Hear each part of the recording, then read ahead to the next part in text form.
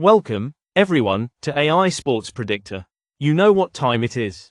Another battle, another breakdown, and this time, we're heading to the Sunshine State, where the North Carolina Tar Heels take on the Florida State Seminoles in an ACC showdown at 7 p.m. Eastern Standard Time. The Tar Heels just took down Virginia, 81-66, in a dominant win at home. That brings them to 17-11 on the season, 10-6 in the ACC. Still hovering around the NCAA tournament bubble, they've won 4 of their last 5 games, and with only 3 regular season games left. They need every win they can get. Hubert Davis, he's seeing it in practice. He called his team feisty, extremely competitive, and short-tempered. Translation: they know what's at stake. Jalen Withers led the way against Virginia with 16 points, 11 rebounds. His second double-double of the season. The Heels shot 48% from the field and 56% from 3, a lethal combination. Ian Jackson came off the bench and scored 16 points, hitting all 3 of his 3-point attempts.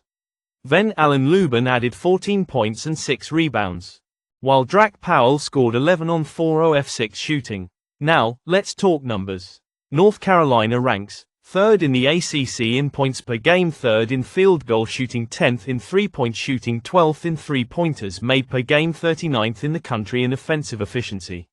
But here's the key: their defense is elite.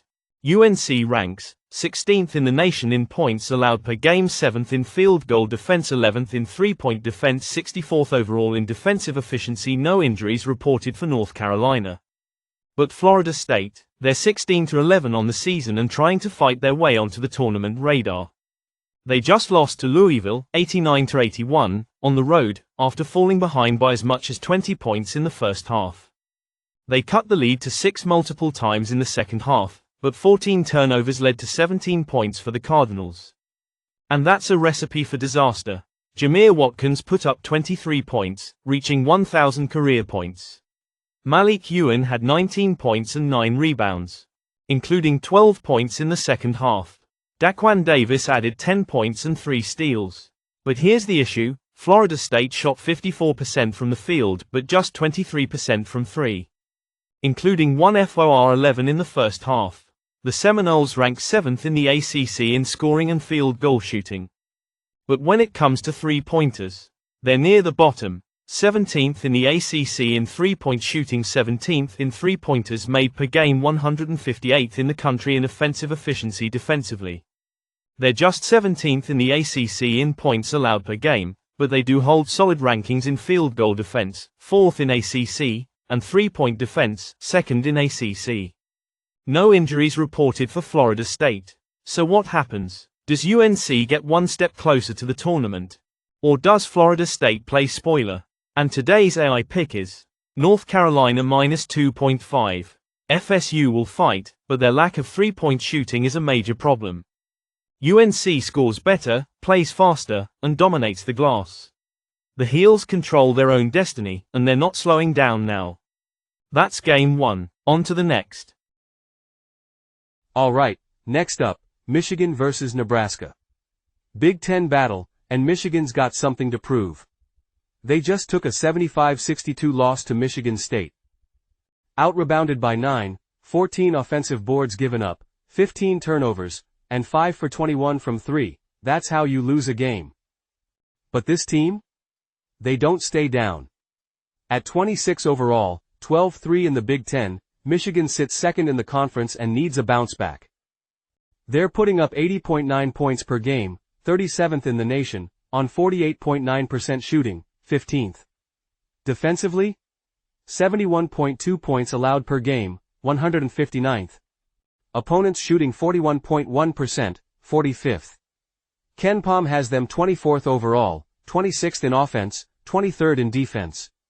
Senior Vlad Golden leads the charge, 15.9 points, 6.1 rebounds per game. Danny Wolf? 12.8 PPG, 9.9 RPG.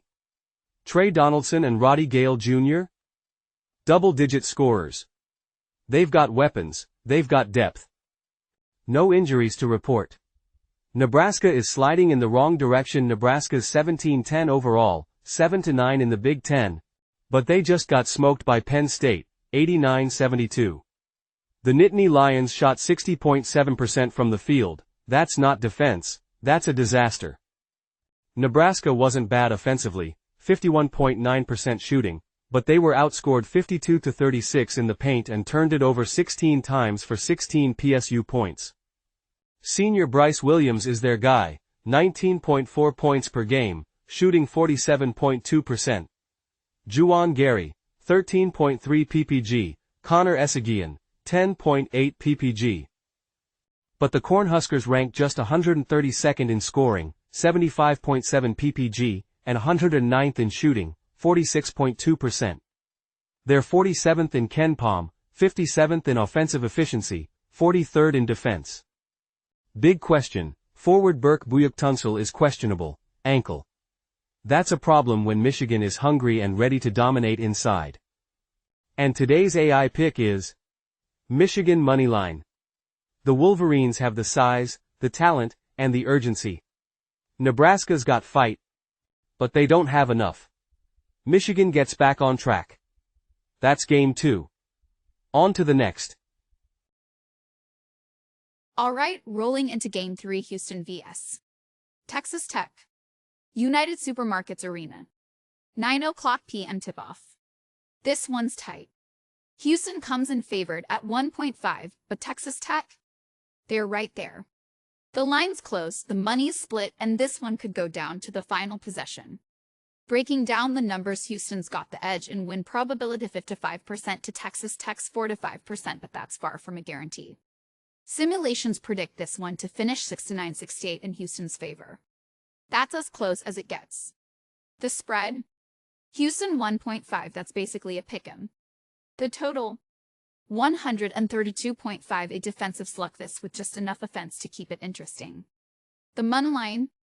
Houston 126, Texas Tech 115, and that means you're not just betting teams, you're betting moments. A missed free throw, a late turnover, a clutch bucket all decides this one. And today's AI pick is Houston moneyline. It's razor thin, but the numbers don't lie. Houston edges it out. Not pretty, not easy, but a win is a win. That's game 3. On to the next. All right, last one of the night, Kansas vs. Colorado, tipping off at 11:00 p.m. EST. The line just shifted, and the total is now 140.5. Kansas comes in as a 6-point favorite on the road, but here's the thing, both teams have been unpredictable.